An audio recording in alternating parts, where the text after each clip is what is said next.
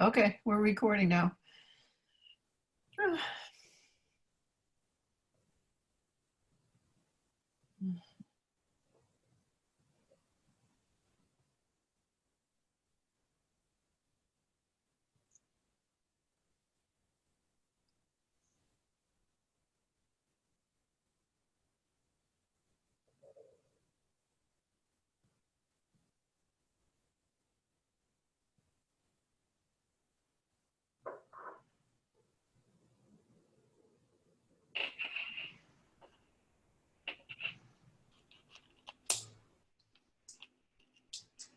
I guess I could say today I was getting a better sense of how I'm always, well, I have well, humans, not only me, but humans have a proclivity for knowing things and believing that they know what they know is real.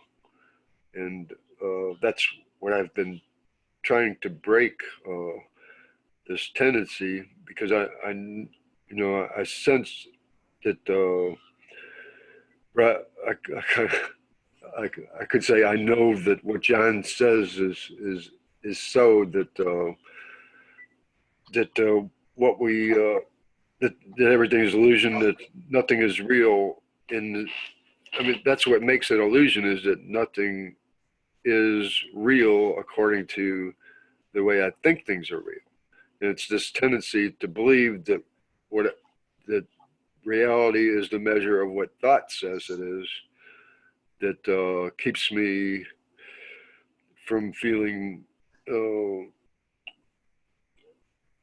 aware of that which is not knowable.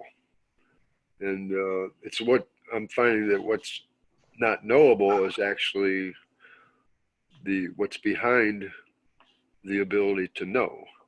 And that, that what we think we know according to thought, because thought makes its own kind of system of measure of what is real or not.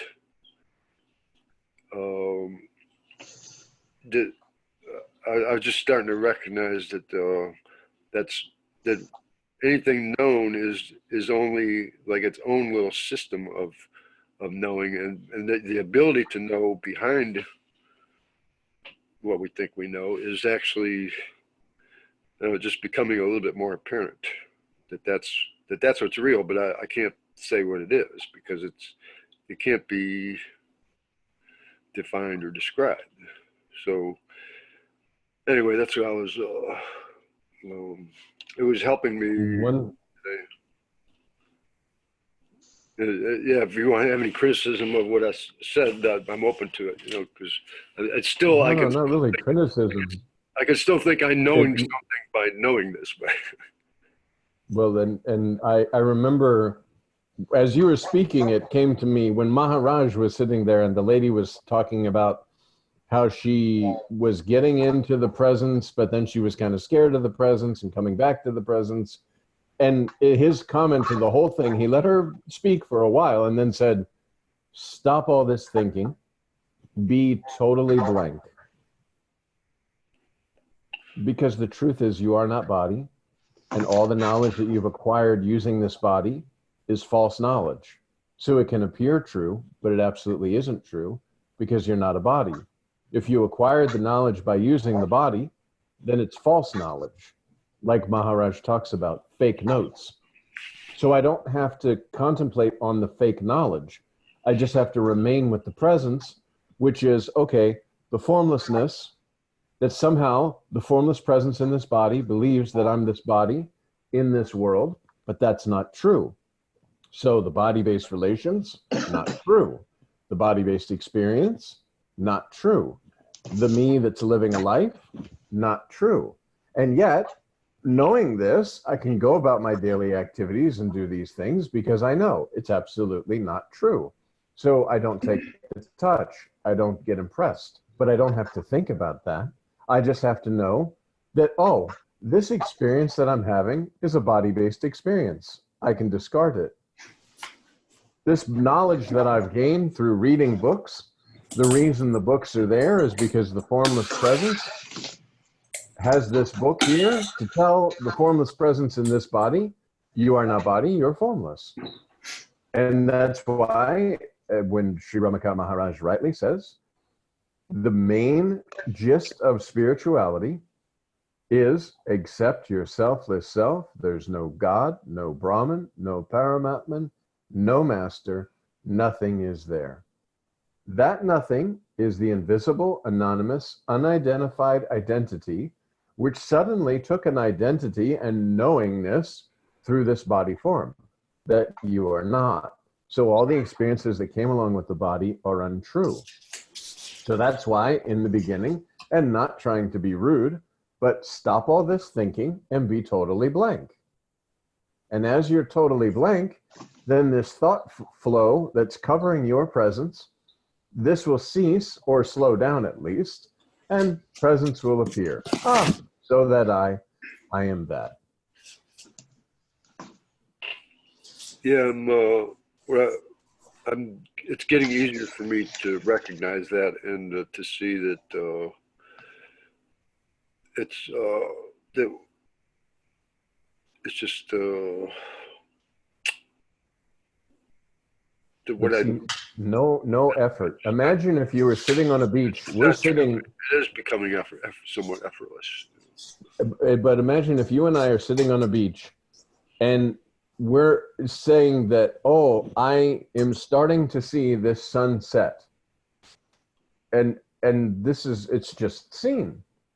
There's no need to think about this sunset. You know what I mean? As a matter of fact, if you and I are sitting on a beach, we'll ruin the fact that we're watching this very nice thing by talking and conversing about it. Like if you've ever been in a place where it's very nice and peaceful and all that, and then people start talking about how peaceful it is. Like if you're on a nature walk or something, you're walking in nature and someone's like, wow, this is so peaceful. I can't imagine how wonderful and beautiful and peaceful and quiet this is. And you're like, oh, what? You know what I'm saying? Some people just, yeah, well, I mean, it's like me. I accuse people of commenting too much on things sometimes, and look what I'm doing, you know. And it's not, you know, it's not wrong. It's just that it's not needed. Remaining with your selfless self and forgetting about Keith and all Keith's thoughts and all Keith's ideas. Think of Keith as no more than a rental property for the time that you have to experience this body-based experience. But Keith is not you. Keith is like your summer home. You know, during the lifespan of this life, Keith is your domicile that you get to experience the world in. But then in the end, Keith gives up his rental property and goes back to his own place. Because there is no Keith. Keith is just the name of, like Maharaj gives the example of the cottage, the beach house, and the house. And when the walls fall down, it's all the space, all in each one. But we are the ones that label it house, cottage, beach house. And then we go further that in reality, like Siddharameshwar Maharaj says, it's not really a house. It's a bunch of mud and sticks. In our case, it's like ground fabricated, some kind of who knows what. But that's the whole idea. It's a conglomeration of the elements put together, and we call it a wall. Well, the conglomeration of the elements put together, and I call it me. Neither is true.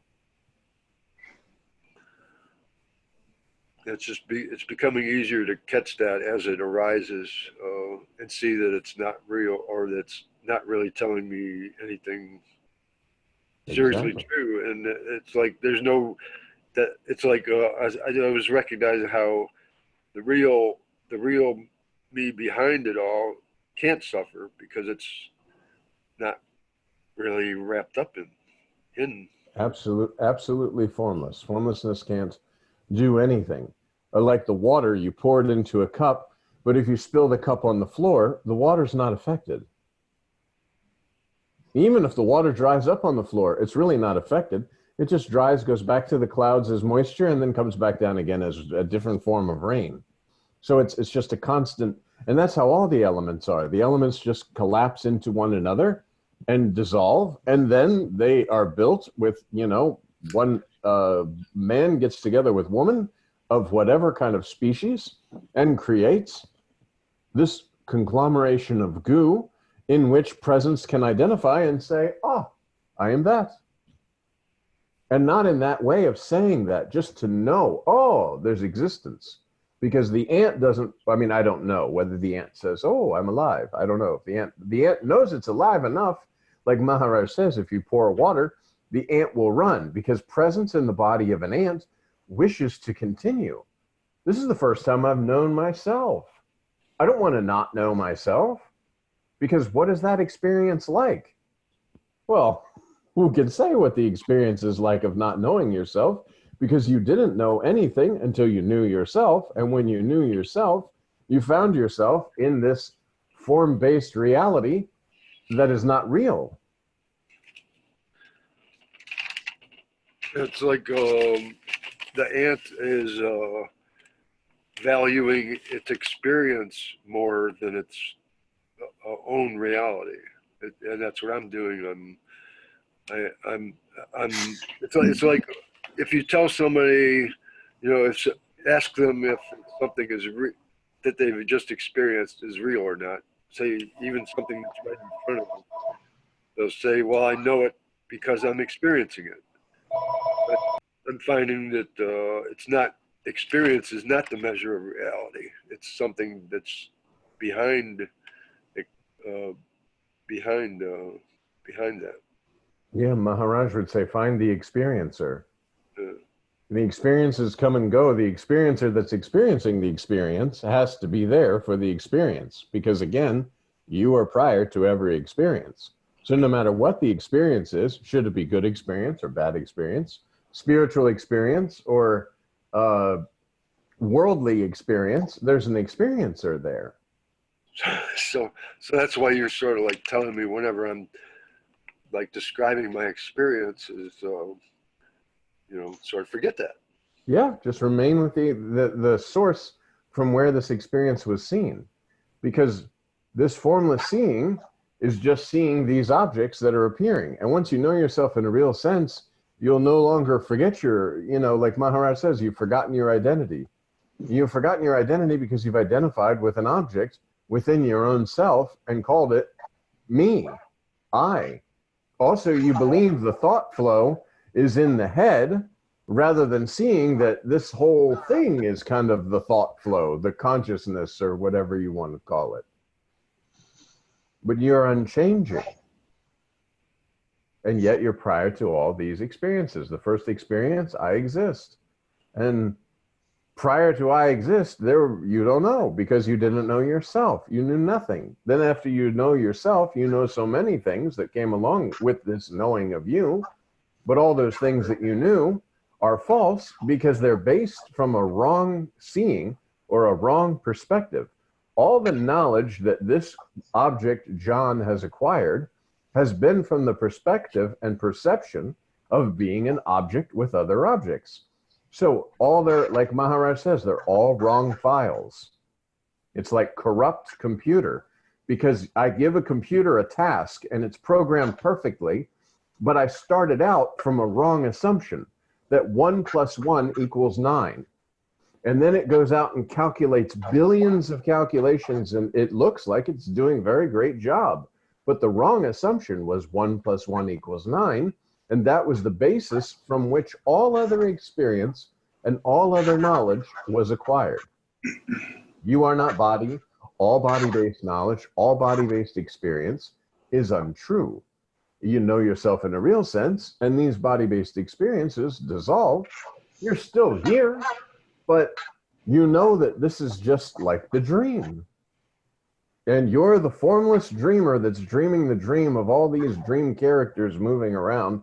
But you again, because everyone, I think we talked about last week, all the people who say, oh, when I'm dreaming, I can't knock on this table. How can it be a dream if night after night I wake up? Like tomorrow morning, this body wakes up, that car that I parked today is right out front. exactly in the same space. I know I parked my car there, it's there. In a dream, you won't probably dream that same thing. But that's because those are the short kind of illusory consciousness with itself. And the long consciousness with itself is this body. While this body is here, I'm experiencing this other dream, which has many, many dreams. But this long dream started and ended with the body, when spirit clicked with the body and said, I exist. But even in the waking state, say you you parked your car out in a certain spot and you expect it to be there. You don't really know that, so you're actually still creating a dream world made out of memory that's not really. It's convincing, but it's not. Really. You don't know if it's really true or not. So, but we think it's true. We think that car is there, but that's in this. This is example because, see, in reality, there's no experience. Like, and I've used this before with other folks who've asked. In this moment, I don't have a job because I'm not there, so I don't need to think about my job. In this moment, I don't have a car because it's not in my direct experience. In this moment, I don't need to think about my car because if I think about my car, I'm no longer in this moment. I'm out projecting. So from this point of view, there's no car, no job, no sun. There's no outside even. The entire world doesn't exist. It's just these four walls and these six nice folks. So there's nothing. So I don't have to be, that's in the direct experience. And that's when we're talking about the scenes that are coming before you. The seer sees these scenes, but that's all of the entire world is in that moment. And that's actually the reality, because think about it. The only way you can be outside of your house right now is to think about it. But you could place yourself outside of your house by thinking about what's outside. You can even think about the job that you have to do tomorrow and put yourself at your workplace thinking about the things you have to do. But it's all mental. In reality, in your direct experience, the entire world is no larger than a little square around the body that you're identifying with. And in reality, the entirety of that, when you look at that little microcosm, the truth is that all of the world is within your own self. Now what is there to think about? Now you can start to pay attention to your formlessness, because the only thing that's happening, quote, in your experience is right here. Now what'll happen is you could get bored because there's nothing in your experience. So what do? You start to think about something, but reel it back in. That's when they talk about the chariot. And we've said before, you know, that the mind, you're like, whoa, come on now, we're here. I'm not going out that way. Horses want to go this way. No, no, no, no, we're here. We're right here.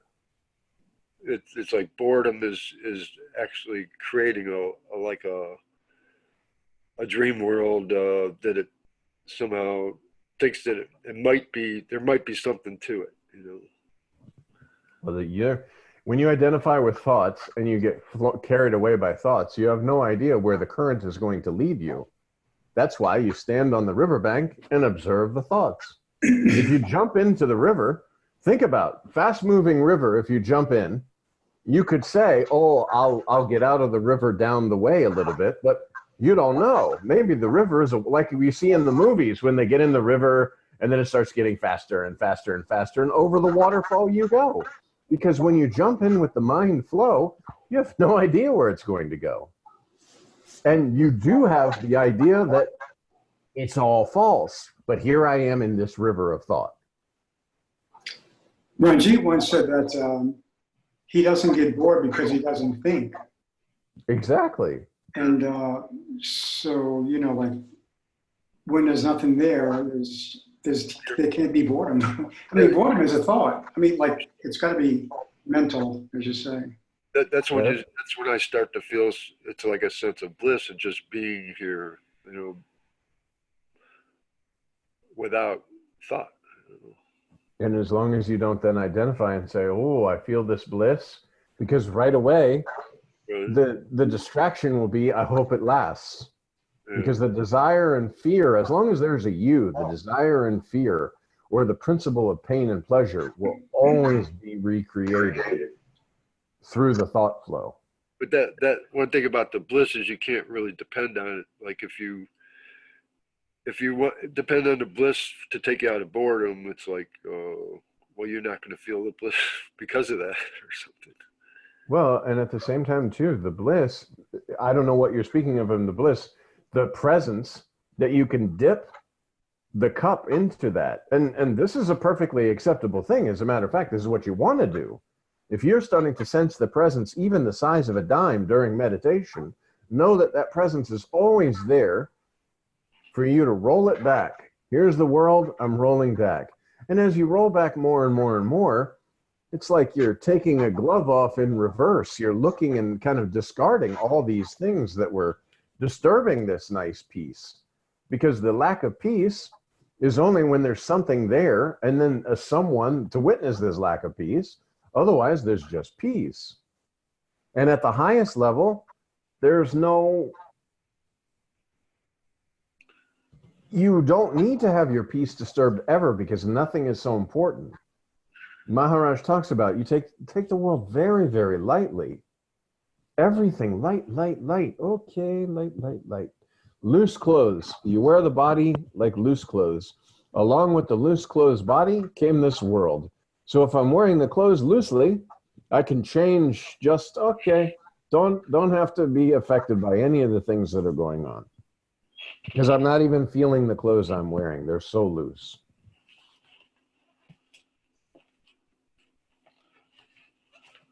What exactly do you think? What is boredom exactly? Is it because the mind expects something to be going on and it's not, and so therefore it's a mind created thing, right? Well, boredom is basically the thought, I am bored. But there's something that's deeper than that. There's some kind of discomfort that comes with it, Yeah, I mean, you're speaking about the fact that beingness, like Maharaj says, beingness is intolerable. Like, it's all of these, because you can't sit quietly when you're identified with a mind and body that's constantly in turmoil. You have to know yourself in a real sense and see this mind and body as just kind of instruments that came along and that you are not. But if you're identified with a mind and a body, then yeah, the mind flow is you're going to be jumping in the river and being carried along. But not identifying is sitting at the side of the river and watching all the things flow by without comment. And that's remaining with your selfless self. Be with you always. And that's, there can be no boredom when you're with yourself and you're just with yourself without being anything. I guess that's because there's no expectation. The self doesn't have an expectation. But even see, again, and we're starting to dive back down into body-based illusion to speak about these things, remember that everything that is occurring with the body, all the body-based experience, all the body-based knowledge is absolutely illusion. You remain formless. Formless presence that knows I'm the formless presence in the body, but I'm also all around the body and I'm in all the bodies and my presence is in every being. And so I'm not trying to figure out why I'm thinking this because this thought doesn't matter. Why am I depressed in this moment? For my own self in the beginning, I remember Maharaj said, be depressed. Fine, okay. You know why this body is depressed? It's a 5-elemental body.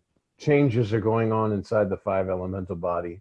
If the mind is presenting a thought as to why I'm depressed because maybe I didn't get a promotion or something, no, that's not true. The truth is there's a disturbance in the 5-elemental body. And that's all. And I don't have to think about that. I just have to know in this moment there's a disturbance in the 5 elements and I'm sensing that. And that's it. I Just think like the sunny weather doesn't complain about a tornado coming through suddenly and say, oh, why is this tornado coming? Oh, what did I do to deserve a tornado? No. I think that what makes boredom arise is our belief and expectation that and assumption that we actually know supposedly objectively what value is. But I was reading Nisargadatta, and he was I could get the page, but he's talking about everything subjective is not real, and only the objective is real. And I still don't quite understand what he means by objective, but I am recognizing what subjective. The objective is not real.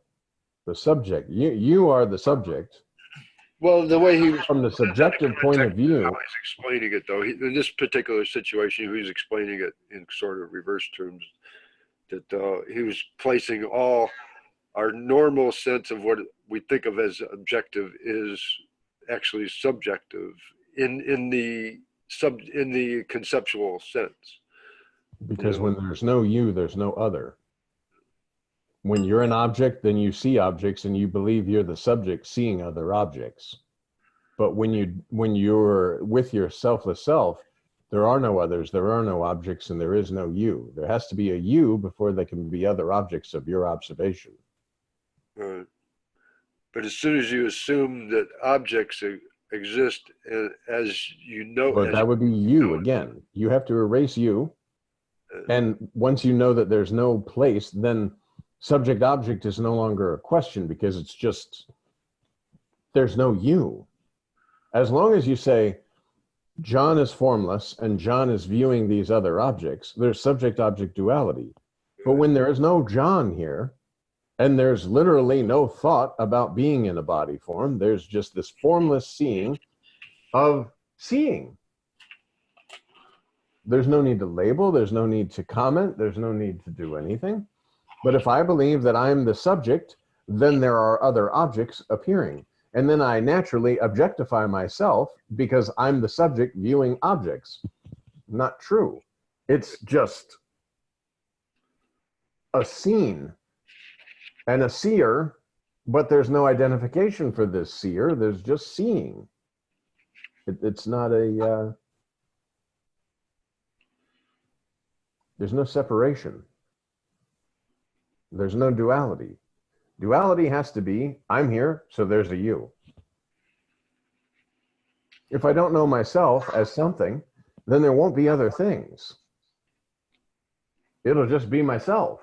And that again is like how you could see the world as the same as you're imagining, because you're in this body, that this thought flow is projecting pictures and images.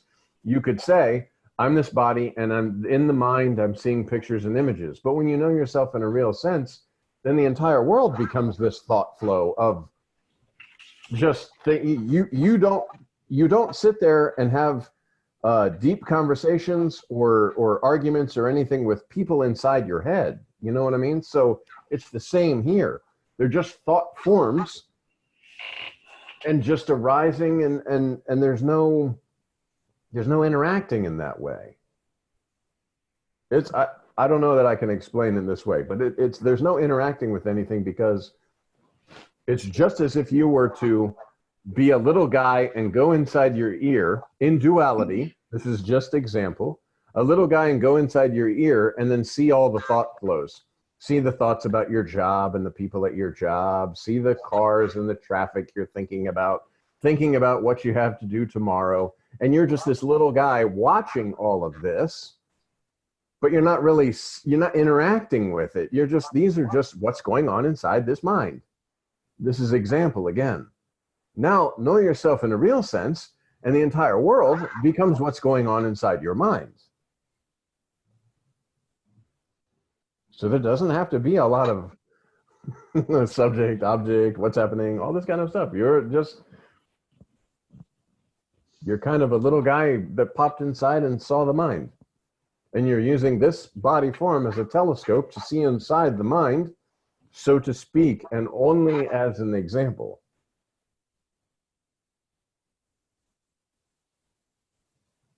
Yeah, I get what you're saying. But just as for reference point, the chapter, it's in I Am That. It's page 55. He says the title of the short chapter is Reality, Lies, and Objectivity. And to try to understand that conceptually is not, you're not going to understand it, I guess. But anything, if you're not really going to understand it fully if you try to understand it conceptually.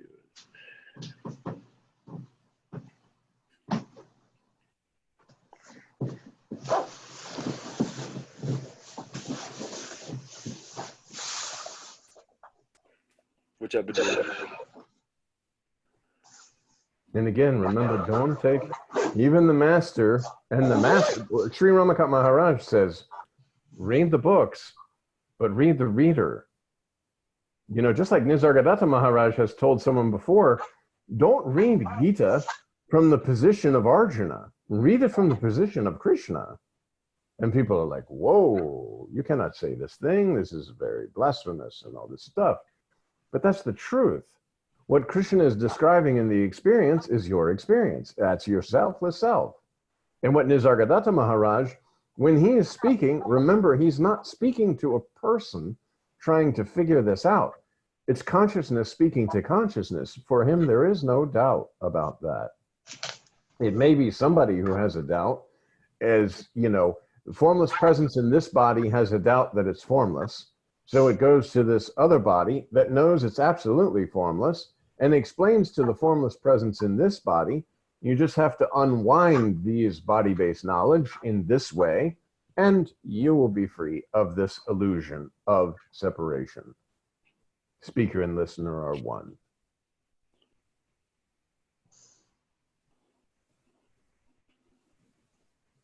Yeah, that's like the story of the lion that was raised with a bunch of donkeys or something, and he thinks he's, Yes. and then the big lion comes along and takes him over to the pond and says, look, you're the same as me. Yes, yes. And that's the reflection and the projection. The speaker and the listener are one and the same. And that formless presence, which is speaking and listening in these body forms, is recognizing this deeply. And that's why Maharaj says, the lion, he tells the cub, you are a lion like me. And he takes him so he can see his reflection. This is important. See his reflection. He says, look, the shoulder of a lion. Oh, look, you have this. So what do we say? We say, you are not body, you were not body, you're not going to remain body. The presence in this body has no doubt that it's not body. This has been unwound because this presence in this body went to the presence in Sri Ramakant Maharaj, and the presence in Sri Ramakant Maharaj knew without a doubt, I am not, and just told this presence, you are not body. So that's showing the shoulder. And then you show this, you know, the back and the legs. And eventually it's, oh, so that I'm a lion. I'm not a goat and sheep. Even though I was raised with these goats and sheep and I used to eat grass, that was not me. That was not my identity. That was me like trying to mold myself into something that I absolutely was not. And Master says, you are not body, you're formless. And because of you are formless, none of these body-based experiences are true. Even this body-based experience that you're having right now, within this bubble of illusion, that you're coming to another person and saying, oh, I surrender to you, and it's finished, that also is occurring within the bubble of illusion. And it's actually not true. The experience of surrendering to the master is not true because you are not body, and that's a body-based experience. Only now presence knows yourself in a real sense because it's like, oh, okay. And then whether body's here or not, I am. Whether world is here or not, I am. The entire world is a projection of my spontaneous presence. And I need not get involved.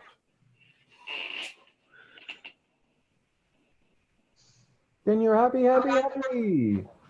You get to live in this world and play in this world and enjoy yourself. Because now you know yourself. Once the body's not anymore available for keeping the essence, you know, the moisture in the body, the essence is not able to be sustained, then you will no longer know yourself.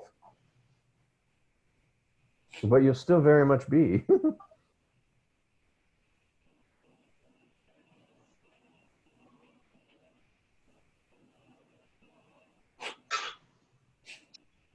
While you have this body and while you've heard this good news, investigate yourself and formless devotion. Remember, this presence that you're trying to remain with, you remain with this presence through the images of the Master, through bhajan, through knowledge, through going and listening to Maharaj videos and such, and continuously worshiping your selfless self, which that's all there is, but you're using this body form for something that's of value, to know yourself fully. And once you know yourself, then there's nothing really to know, and there never was anything to know, because even this knowing of yourself could only be done within this body-based experience that is not true.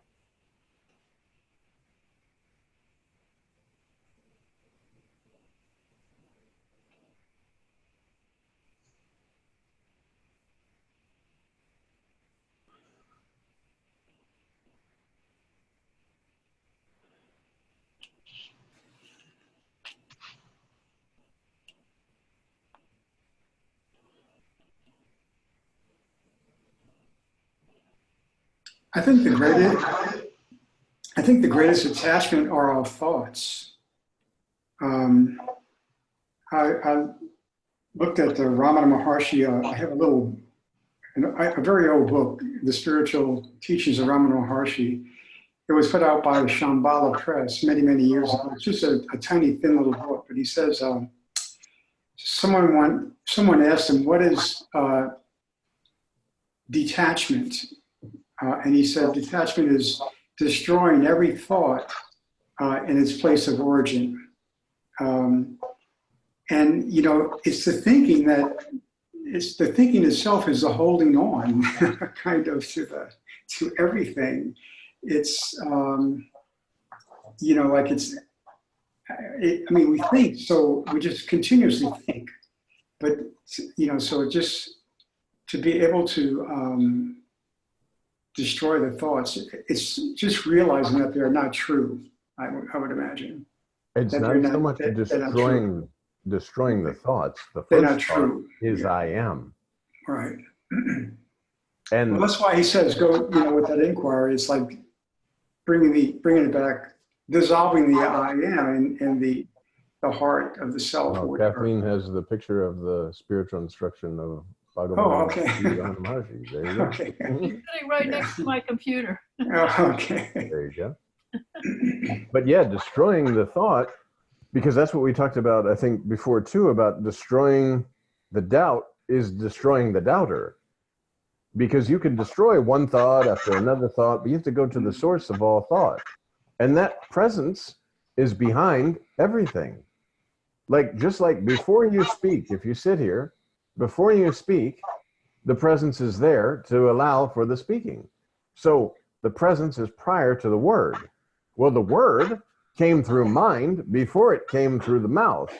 So the presence is also prior to this thought arising in mind. So you remain there prior to the idea, I am, I exist as something. And that's it. There's no, and seriously, in the thought flow, remain with the presence. Thinking stops. Like, it just stops. There's nothing to think about.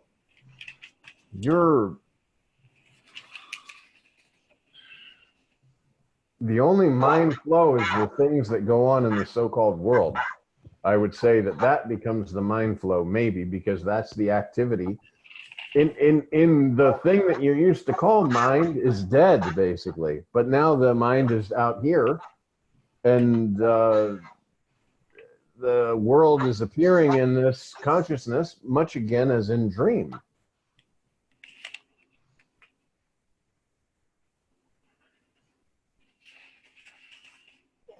Today, what helped me notice, I noticed what my mind was doing, and that loosened, it destroyed, it did make me detached in a sense, because I was recognizing that what I go through life constantly thinking about what's good or bad for me. And I noticed that I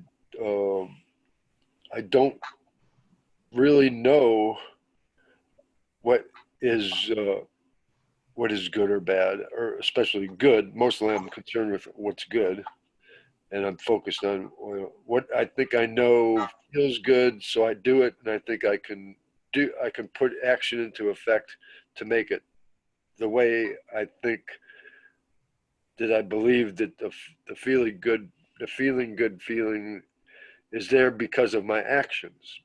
And I think I really, everything that I think I value, like even music or something, I think it's good because I know it's good. But it's not that I was seeing that that's not really true. That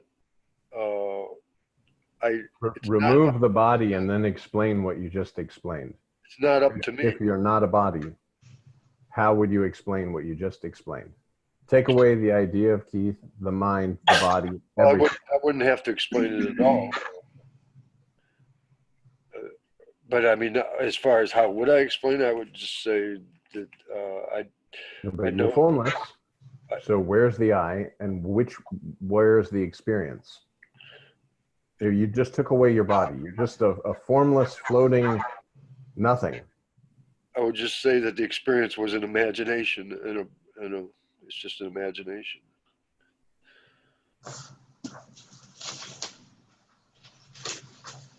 And it's starting to lose its effect on me, because I'm remaining with the presence. Truly, we have to break out of these concepts of mind and thinking and figuring it out. Because there's a belief in duality, there's truly a belief that there's someone that's figuring it out. But when you are in the body-based illusion, everything's false, everything's true. Nothing's false, nothing's true. So you can look at it in 100 million different angles, and it all turns out to be dust. Absolute nothing. So remain with your selfless self, mantra, invite the attention of the invisible listener, remain with the sense of presence using the body form, and that's it. Thought comes in about, oh, I want to think about, no, I'm going to remain with the presence. If I don't yet sense this presence using body form, that means I just need to sit, more meditation, sitting quietly, and mantra. Okay, mantra's running. Who knows mantra's running? I'm here. Okay, I'm just here. That's it. Just you. Just I, just I. Nothing. Nothing to think about, just I, because what is there to think about? There's nothing. There's just I. Just this sense of presence, subtle sense of presence. Just I, just I. Thinking about what? No, just I, just I. Go about your daily activities, fine. Don't think about spirituality. Don't think about no spirituality. Don't think about anything at all. Just be blank, be open, aware, without being like meditating about awareness. Just I, just I, just I, just I. And then using mantra as a little broom, because, oh, these concepts are here. I know that every concept is just, every concept, every doubt is just my understanding myself as something other than the formlessness that I am. I'm creating a form for myself. I'm the water, and I'm pouring myself into a cup, and now saying I'm a cup of water. No, I'm just water. I'm appearing as a cup of water in the moment, but I'm just water. So just I, just I. Use mantra, sweep it away. Don't need to think about anything. Okay.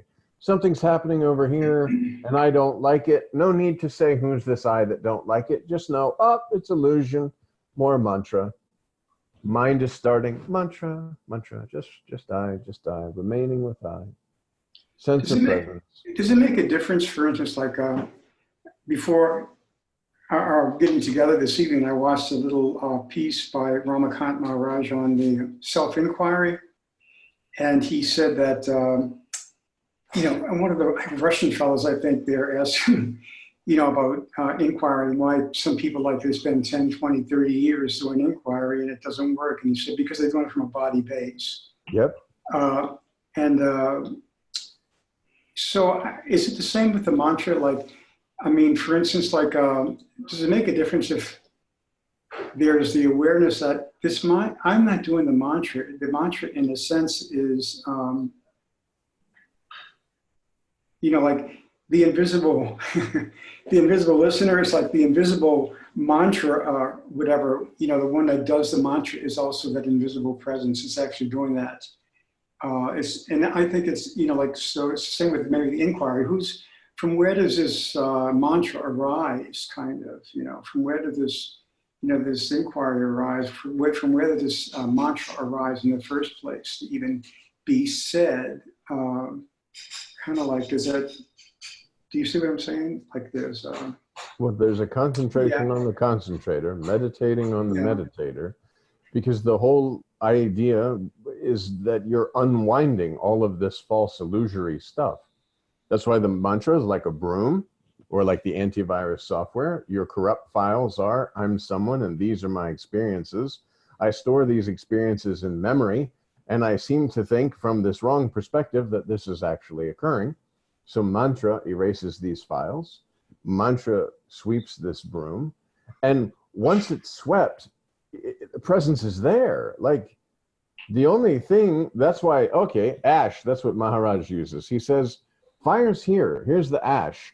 The ash is all the thoughts about yourself. You're removing these with mantra. And yes, it's a deliberate act. In the beginning, you need to have a deliberate act.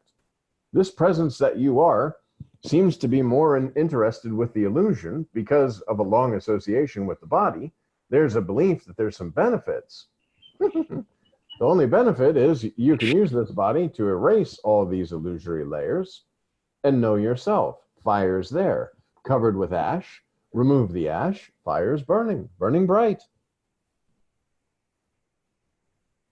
Presence, it's all about. Yeah. After a while, doesn't it become more, or it becomes less intentional? It's like it begins to just happen on its own, kind of. It's like. Presence should feel from, as the body is dissolving, presence will feel like it's expanding. Hello, Rami.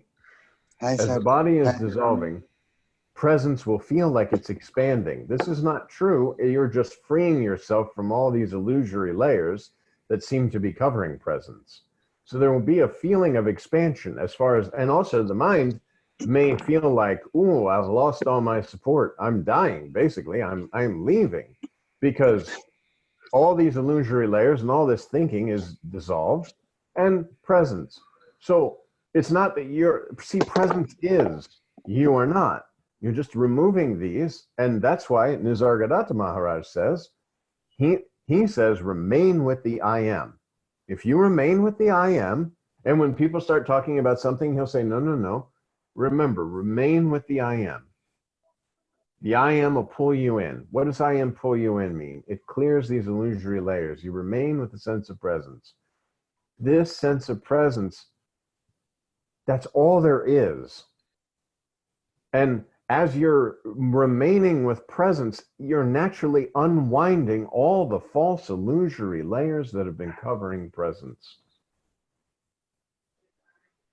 And the practice of the mantra is inviting the attention of the invisible listener, because presence is here. Presence knows only from itself as this body form. Mantra is running and clearing the illusory layers, and it's a clear mirror. Presence is like your own self in the reflection of mind and felt as this subtle bliss, this subtle Satchidananda, whatever you want to call it, dipping your cup into the nectar of immortality and sipping. Selfless self-intoxication. Selfless self-intoxication means here's the mind. It's completely clean and clear. And presence is now just reflecting off this beautiful blank screen. And that's the only thing that comes to awareness, is this presence, just presence. And when you get too lost in the world, oh, go back to presence. Eventually, you don't have to go back to presence because you are presence. But as you're still kind of unwinding these body-based illusions, and there's even the tiniest bit of thinking that you're really a body, you just dissolve these thoughts, dissolve these layers of illusion, and remain with your selfless self.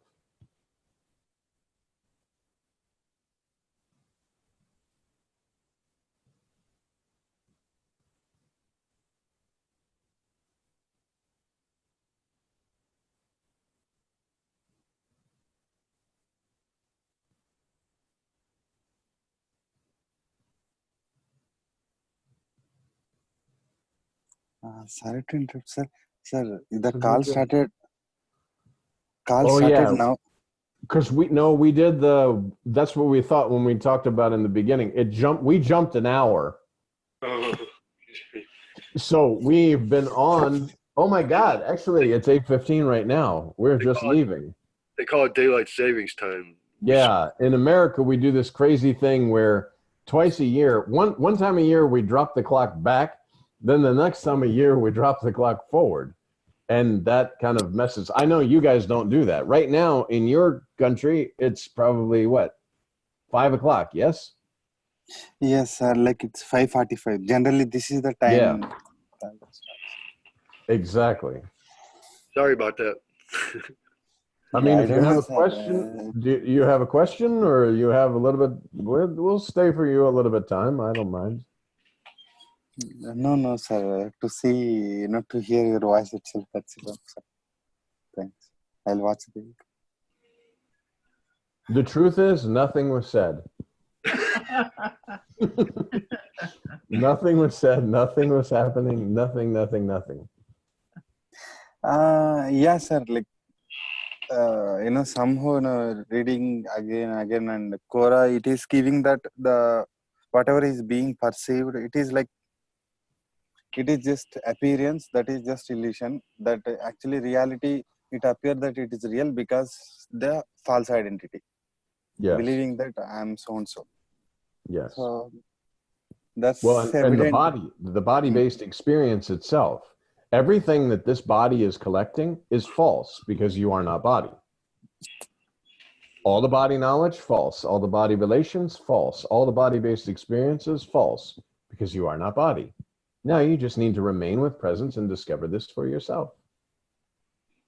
That's the last hour summed up in 4 minutes.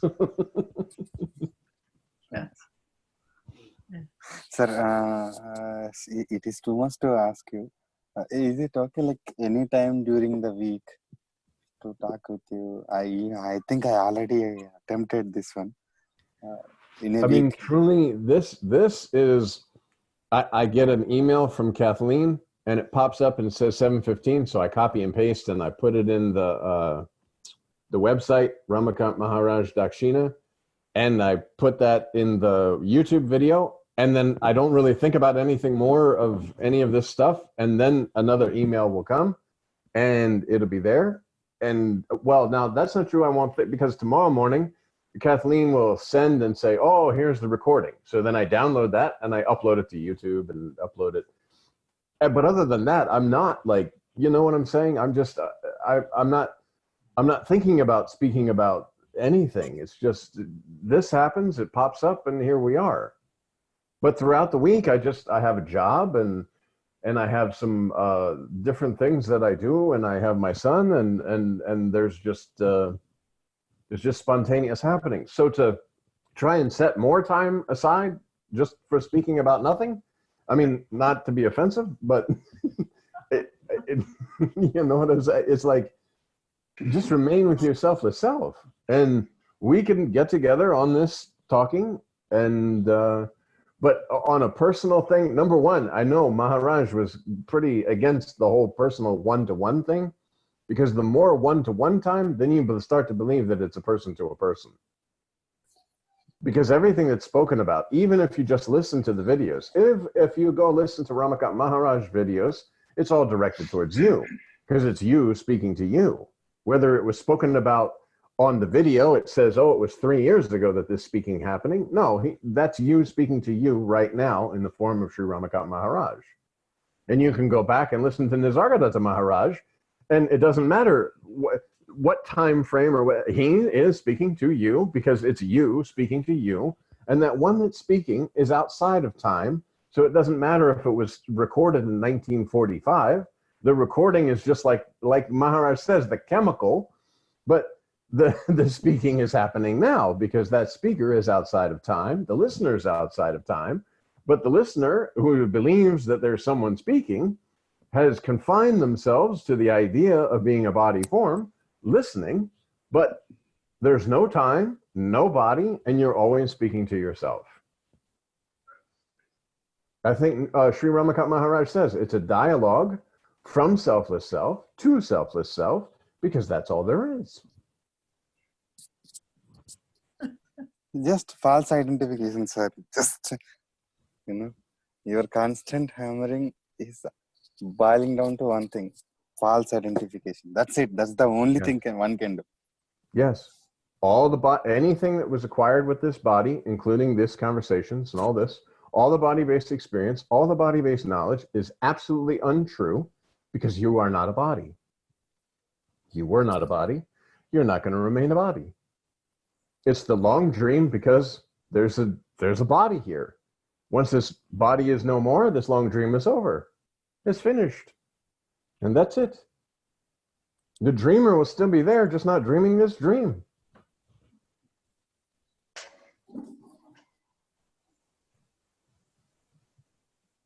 So everything is illusion. And this is just impressed. The easiest way to impress this, as you're in this body, use this body to know yourself in a real sense. Like Maharaj says, this is a golden opportunity because you're in a human body.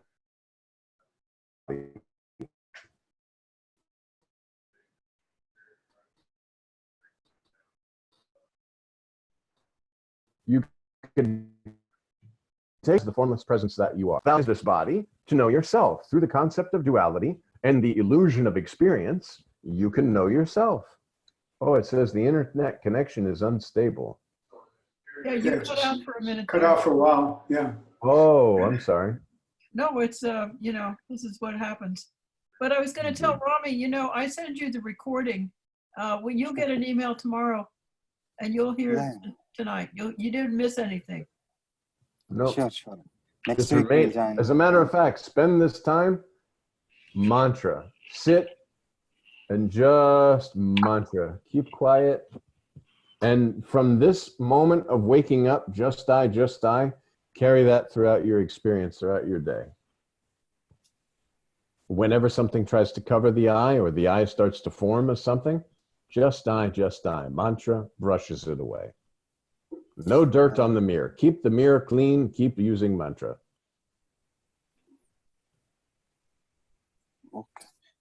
Okay.